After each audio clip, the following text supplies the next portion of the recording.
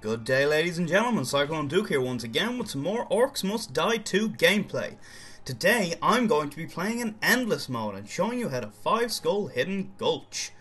So first, before we get in, I'm just going to show you guys my loadout. I've got the blunderbuss, fully upgraded. I've got the ice amulet, very good for handling giants. I've got the ring of lightning, very good for handling giants and the horde. I have got the mana rage trinket to increase my mana pool and let me really pump out that lightning. I've got my archers, because I need them to kill the flyers. I've got arrow walls, they're going to be my main horde killer. Barricades are always needed. And of course, I'm going to be trying out these boom barrel dispensers. Ooh, interesting. Now, they are actually quite useful now. I didn't think they would be, but you'll see in the gameplay that they are actually quite good. I've got some spore mushrooms, because you're going to need them on those final waves to handle the big guys. And of course, our good friend Tar is going to be with us. So, while I go ahead and play through here, let's talk about my loadout in more detail. I've got the blunderbuss. I need that to shoot orcs. You know, you could spend skulls on the crossbow and use that, but I find that the headshot is not quite as good as it used to be. It's harder to land, it doesn't seem to really do that much damage. But the blunderbuss, you just shoot the enemy in the chest. You can also purchase that upgrade that it might knock back larger enemies, knock them down, which is really good. Because when you're talking about when you've maximized your killing power in your traps, you've got all this money, you've got so many traps down, you've maximized those killing power, what you need is control. And that's why I use the blunderbuss. I've also got the ice amulet. This is, for me, a giant killer weapon. You slow down enemies with it, and then when they're frozen, they take more damage, and you hit them with some lightning. When you've got several giants, several large enemies all grouped up together, you can freeze them all and then hit them all with lightning. So that's really good, and honestly, I never leave home without it. I've got the lightning ring, which again, it's for killing those giants. It is, I mean, look, handling them right there with that lightning ring, no sweat. You can trim down the horde very quickly with it. It's also amazing for taking out flyers. And in general, when you've got just too many giants to handle and they're all bunched up kind of together, I need that lightning ring. Of course, I have my tar, always necessary. You're always going to need some kind of a slowing control trap on the floor. I prefer tar over the freezing floors personally. I've got it upgraded so that it is as cheap as possible, and that it I've got it upgraded so as cheap as possible, and it slows them down even more. Next up, I have the arrow wall. This is going to be my main damage. I have my kill zone set up here. It's going to be littered with arrow walls. And I like arrow walls because they're a very well-rounded trap.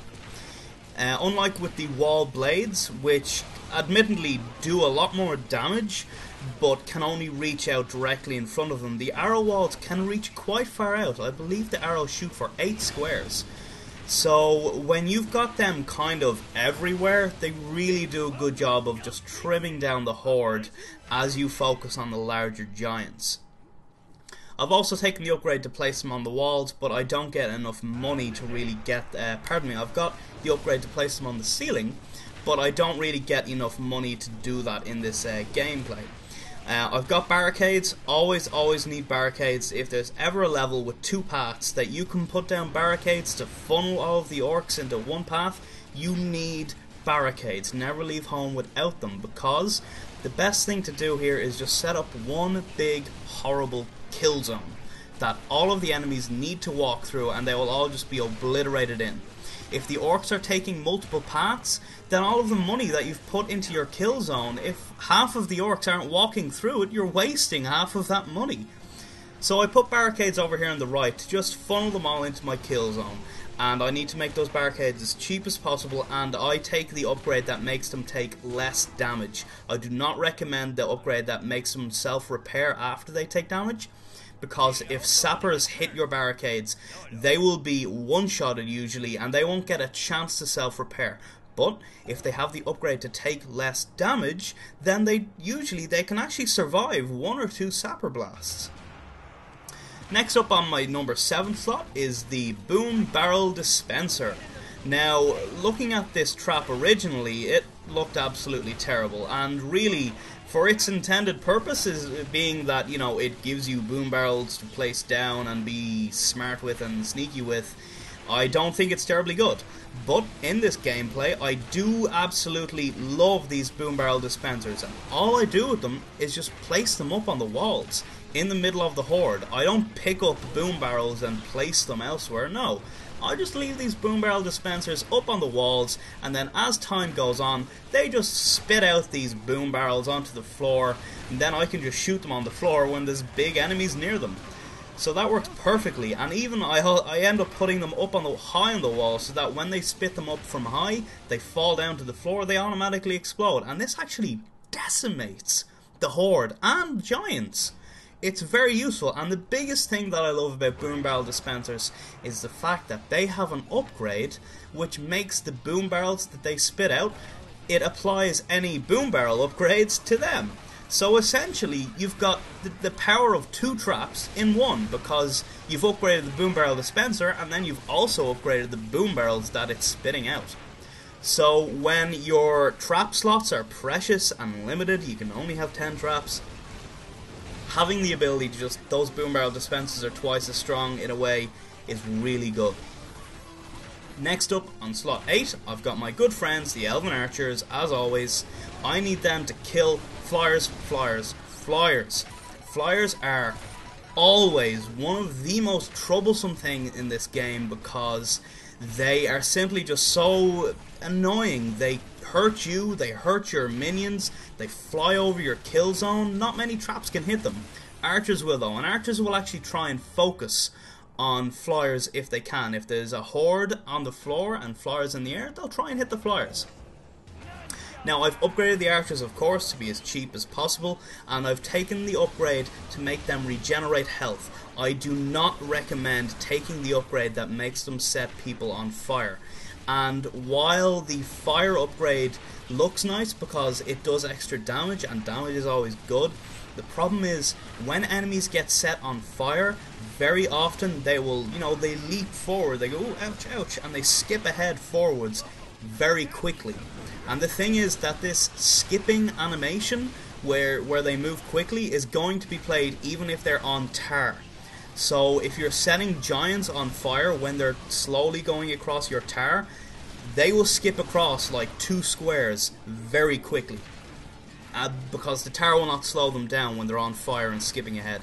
So I do not recommend that you take the archers set things on fire. I also recommend avoiding floor scorchers where possible near your kill zone because they just speed things up, and that can be really troublesome. Also, in the later stages of the game, in endless mode, your archers start to die a lot. They send in so many flyers at you that they just pummel your poor archers, and having your archers regenerate that little bit of health is very helpful. Lastly, in slot number 9, we have the Spore Mushroom, which is my final trap equipped. And Spore Mushrooms, usually this slot I would reserve for the Scavenger Trinket, so that I could get way more money. If I was using the Scavenger Trinket currently in this gameplay, I would have so much more money. I would have way more arrow traps, I'd have more tar, I might even have a boom barrel dispenser or 2 up. Putting down my first one only now. But I decided this time, now I did this Endless mode once before, and the thing that got me was giants. Of course, it's always those giants. Trolls, armored ogres, earth elementals, even gnolls become so tough that your kill zone just cannot kill them. And when there's so many of them, you know, they're going to get through. So I'm taking the Spore Mushroom this time so that when they get through, if I have the money, I can just put a Spore Mushroom down on the floor beneath this big horrible giant, and essentially you're paying 1,200 gold to just one-shot this ogre. You know, because they become your friend, they are not a problem then. If they are the last enemy, the wave ends, and then if you want, you can just vend or sell the trap again, and, you know, easy, done. Of course, as well, you also get the benefit that the enemy will fight for you, which, when they're that tough, is pretty good. So I'm using the Spore Mushrooms. I did fully upgrade them to make the enemy as tough as possible and reset faster, why not? And then lastly, in the final slot, I have the Mana Rage Trinket, which increases my mana bar quite a lot. If I did not have this Mana Rage Trinket equipped, my mana bar would be the same size as my health bar, which you can see up at the top left. So that's giving me like 25% more mana. And when I'm relying on the Ice Ring and Lightning Ring so much to handle these giants and the Horde, having that Mana Rage Trinket is always good. I've upgraded it to give me a bigger mana bar and to make the Mana Rage last longer, so that when I see, oh wow, this is a huge wave, I need to do a lot of lightning, you can take out that Mana Rage Trinket, use its cooldown, which gives you insane mana regeneration, and go lightning, lightning, lightning, lightning with no problems, and it's very useful.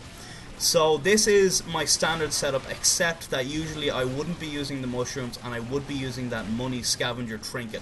So it works out pretty well here, and I am glad in the end that I did take that mushroom instead of the scavenger trinket. I would say though, really in general, both of those setups got me past wave 40, and having the money trinket was just more fun. For the majority of the game, I did not use the Spore Mushroom. I never needed it, nothing got past my kill zone. Okay, so that is my loadout. Now this is quite a long video, guys. It's 1 hour, so I genuinely don't really expect you to, you know, sit here in silence, I cannot speak for 1 hour, but I mean, I'm gonna waffle until I run out of things to say, and, but in general, there's a lot to say in this. So we're only on wave 10 here, and we've already got those Goblin Shamans. I guess what I'd like to talk about is, in particular in Endless mode, enemies that give me trouble, how I handle them, and just some general advice. So, first thing up to say, I guess, really would be the enemies. Your general Horde Orcs, not a problem. Even the toughest Orcs, you give them one shotgun blast, you hit them with one ring of lightning and they're gone. They're not usually a problem. The Orcs become a problem when you also have the Goblin Shamans and they are resurrecting the Orcs that you kill. This becomes a huge problem because they survive into your kill zone, and usually the Orcs will get killed very quickly before they even reach your cooldown, when you've got so many traps around the place, slowing tar around the place. I'm going to start drenching this place in tar. But the thing is that normally when they do get chopped down by your traps, the Shamans resurrect them. And even though the Orcs aren't terribly strong, when they don't die and you've still got like 20 Orcs walking with giants through your kill zone, you cannot divide your attention between both the Orcs and the giants. So general Orcs, not a problem, just shoot them with your shotgun. I wouldn't even waste mana unless you need to. When they're barreling down your kill zone like this, that's when you start to really need to pay attention and maybe start spending your mana. Other enemies, crossbow Orcs, not a problem. They die so quickly. They can hurt your archers, but generally they're very weak. They die very quickly. Earth Elementals, not too much of an issue. They're so big that it is incredibly easy to hit them with the Freezing Ring. And then a few bolts of lightning, no sweat. Actually, sometimes even I use the Blunderbuss's grenade to hit them, because it seems to do good damage against giants. Speaking of giants, you've got ogres. You have basic ogres, fire ogres, ice ogres, and armored ogres. The most troublesome of these, to me, are the ice ogres. Even though the armored ogres have a lot more health and they're way tougher, the ice ogres are immune to your ice amulet, and this means that you essentially cannot slow them. You cannot just freeze them in place and make them take extra damage. So even though they have less health than the armored ogres, usually they survive a lot longer because they're just immune to that ice ring, because you cannot deal extra damage to them. All you can really do is shoot them and hit them with your lightning. Fire ogres, absolutely no problem. They take extra damage from ice, so you can really just nearly 3-shot them with the ice amulet. General ogres, not even worth mentioning. I mean, they're tough, but they're more vulnerable than fire ogres, so no problem. Armored ogres, they can really be troublesome, but if you see an armored ogre and an ice ogre come in together, always focus on the ice ogre yourself. Not much else is going to really be doing damage to them, so you gotta take care of the ice ogre. You know that they are immune to your ice ring, so you gotta start killing them early, because you cannot just blast them down as quickly as you can the other giants. So when you see ice ogres, start handling them quickly. You've also got trolls, which are one of the new enemies added to the game, and trolls I don't generally have problem with. They are pretty tough, and they regenerate health, which means that usually as they walk through all of your traps, they're not going to really be taking damage, and usually what you can expect is to see them walk into your kill zone with full health, as opposed to other ogres who, you know, will have a bit of damage on them. But good thing about trolls is they take extra lightning damage. So you freeze them with the ice amulet to make them take more damage, and then you blast them with lightning, which is what they're vulnerable to. They melt. So generally trolls, not a problem. Let's see, now that's all of the giants. You've got these goblin shamans again. I'm nuking them here, and they are, I would say, one of the most troublesome enemies because they hide at the back of the wave. Generally, if you want to kill these shamans, you need to sprint in through all of the horde behind the giants and kill those shamans. If you see shamans, they are the single most important enemy to kill in the wave. Nearly every time, unless flyers are killing your archers, if there's goblin shamans, take them out first. Their ability to resurrect their friends is far too powerful because they can even do this to giants and to ogres. If you spend all of your time killing an armored ogre and you let one goblin shaman slip through and he resurrects that, then you've essentially got 2 armored ogres to kill. You don't want that to happen. You gotta focus on them. Thankfully, they're not very tough. Freeze them and then lightning them, or just freeze them and then shotgun them, and they'll die pretty quick. Another good thing about using the ice amulet is that enemies who you kill while they are frozen will be shattered entirely. They won't leave a corpse behind, which means goblin shamans cannot resurrect them. And if you guys are using a different setup, check out those boom barrels. If you guys are using a different setup than I am, here's a bit of advice. Try and use traps that don't leave a corpse, such as the swinging mace trap on the ceiling or wall blades. They completely shred enemies. They do not leave a corpse, which means they cannot be resurrected, and that's very good. You also have, later on in the game, ogre cyclopses or cyclops mages. These guys are an enemy which was added in the last game in the DLC. They're back again here, and they are very troublesome. These guys will just stand at the back and they will just nuke you and your archers with absolutely no problem. They're incredibly tough. They have very long range, and the missiles, the magic missiles that they shoot, home into you. They do not miss. You basically need to run behind a wall so that they hit the wall and vanish if you want to survive. The thing is that usually you won't see these guys. You're going to be busy killing flyers. You're going to be busy killing ogres.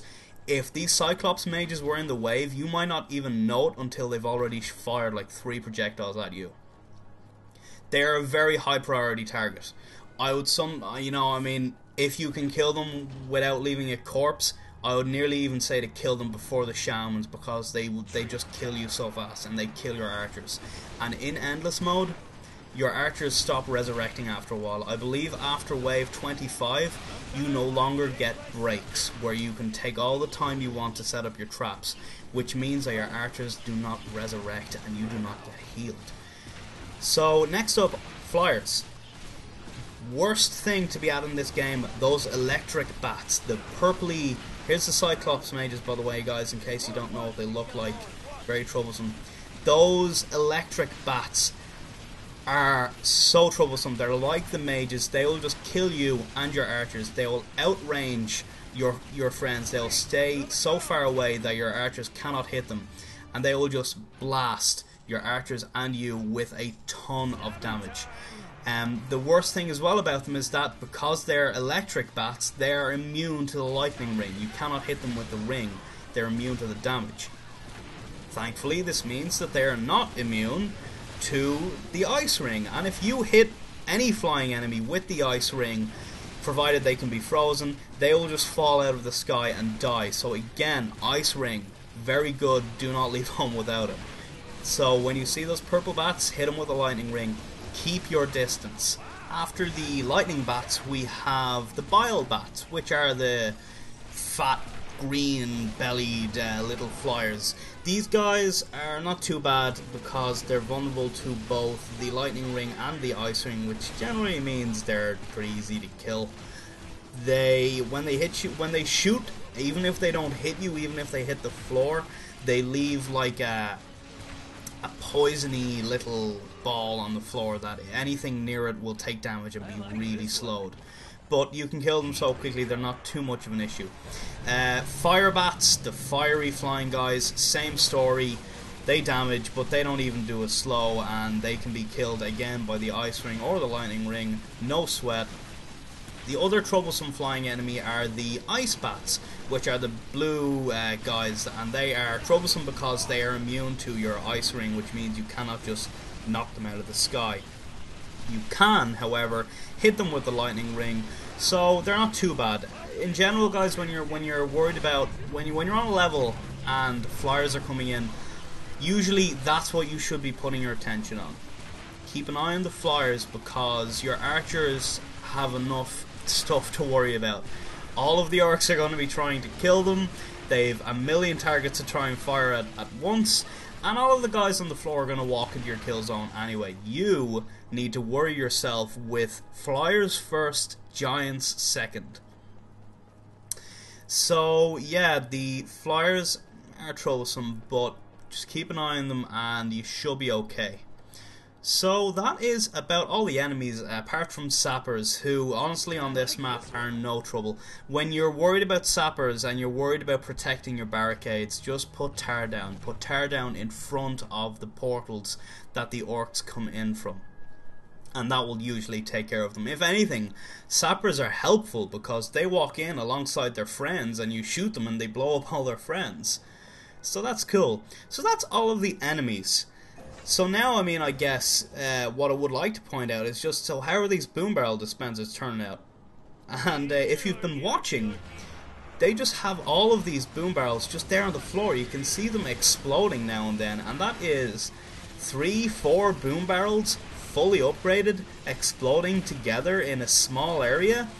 That is a boatload of damage, and very often as the waves go on longer and longer, those boom barrels are my saviors, man. These boom barrel dispensers, they might not be too good at their intended use of, you know, putting down, you know, picking them up and having infinite boom barrels. No, they're just like another trap on the floor that I can shoot whenever I want.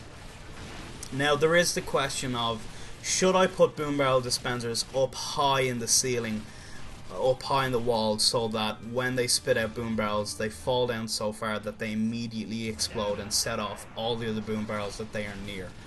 And while it might seem counterproductive to do this because you kind of lose a bit of control in that you cannot time it yourself, they just fall down and explode whenever they want, it's not that bad because the boom barrels, first off, the ceiling ones aren't always spitting out barrels. You will have times where there are barrels just sitting on the floor ready to be shot whenever you want. Eventually, of course, the tall ones will spit out boom barrels and they'll set all of them off, but this happens often enough that it's usually taking out enemies with it. As well, when you've got tar down in the landing area where the boom barrels are landing, because the enemies are slowed down in that area, they're going to be spending more time there. It increases the chance that an enemy is going to be down there when they explode. So I'm really happy with those boom barrels. Now we are on wave 20 currently, so about halfway to getting 5 skulls. So some general advice for Endless, guys. No matter what traps you're using, no matter what weapons you're using, in general, here's just a few tips. First off, money is limited. A lot of the way in, orcs stop dropping money when you kill them. Or they certainly early on start dropping a lot less money. So really, cash is limited, which means you got to be careful with your spending and you got to know what you're doing with your money. Now you can offset this with that scavenger trinket, because you can use whenever you have the scavenger trinket equipped, orcs that die have a chance to drop coins, which you can pick up to get 20 gold. And this happens quite a lot.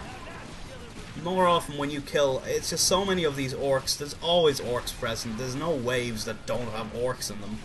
And when you have this trinket equipped, you have a chance when you kill them that they'll drop these little coins that you can pick up for 20 gold.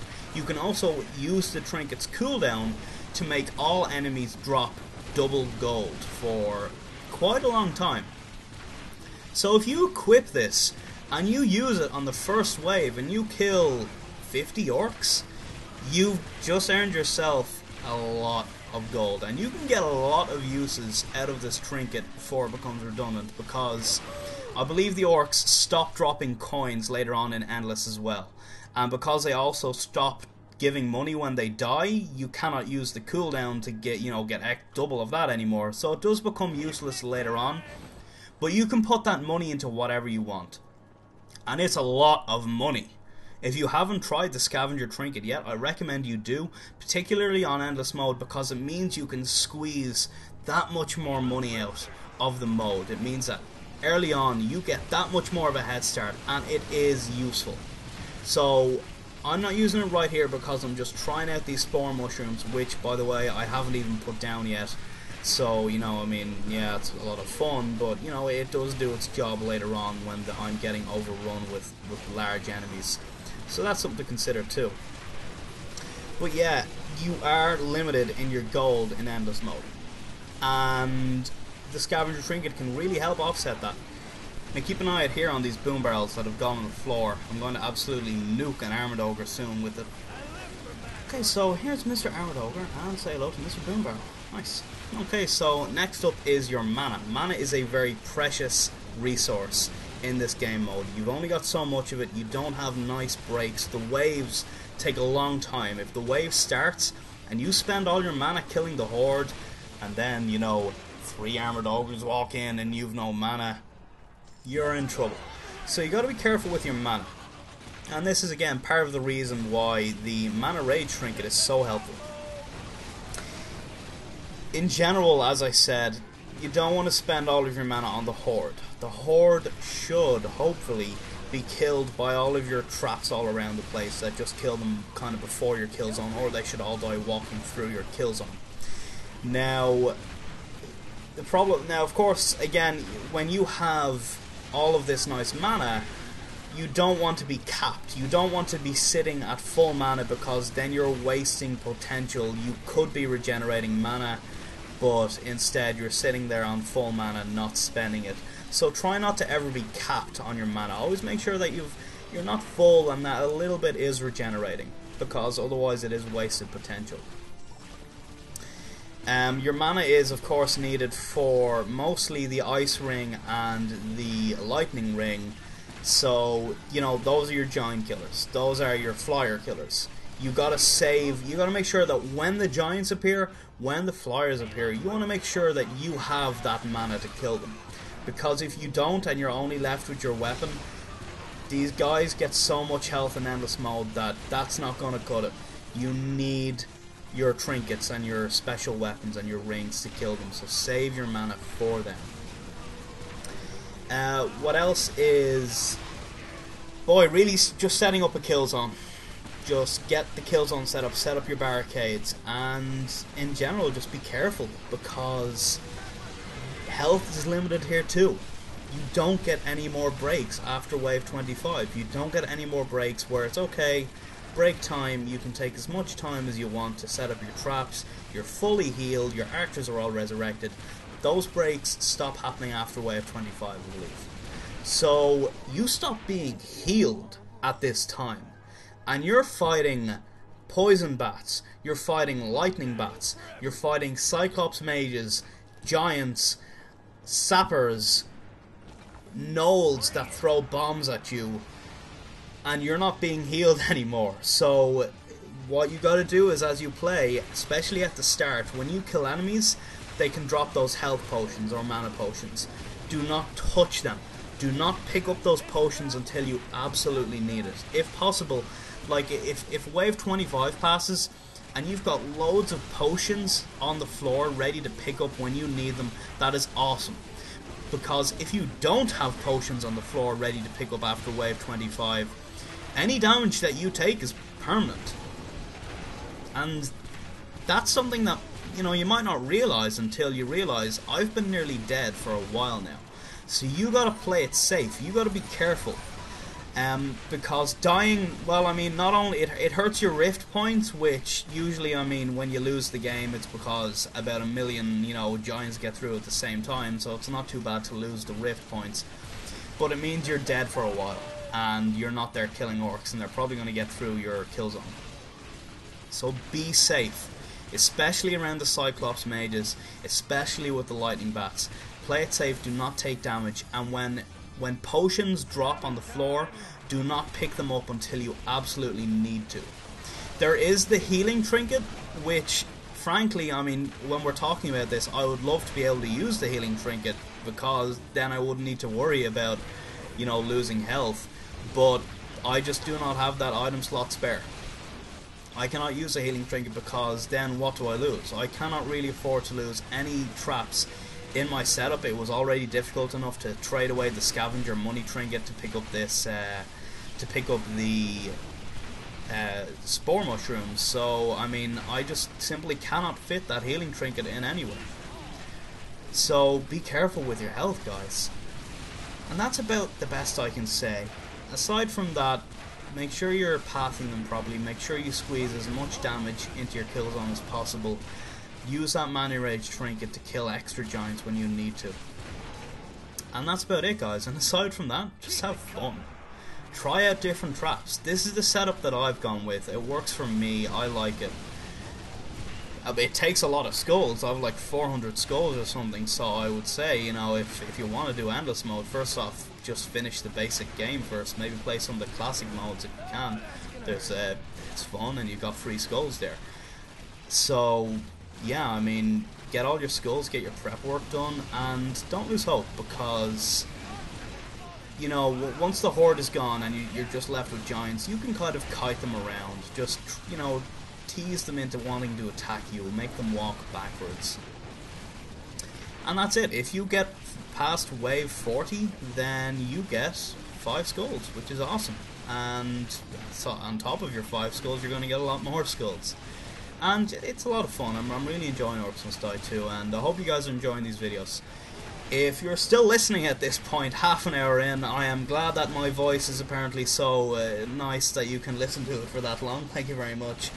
But that is about all that I have to say. Now, we still have a good, about 20 minutes left on this video, but as I said, I've said all I can, so I'm just going to leave you guys to watch this. I do get the 5 skulls. I believe I got to wave 43. And, well, you know, yeah, it's good fun. So, hey, thanks for watching, folks. I'll leave you guys to watch the video, and as always, thanks for watching, and have an exquisite day. All the best.